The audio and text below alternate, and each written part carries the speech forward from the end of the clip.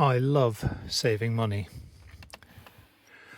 I found out that this brake light switch is knackered.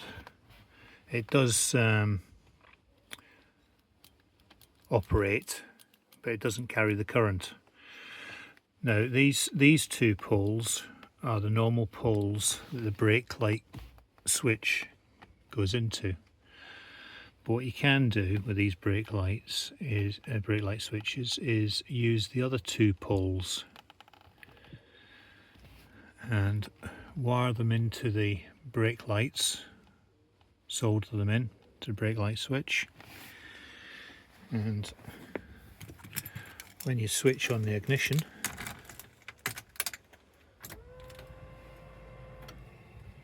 brake light's operating.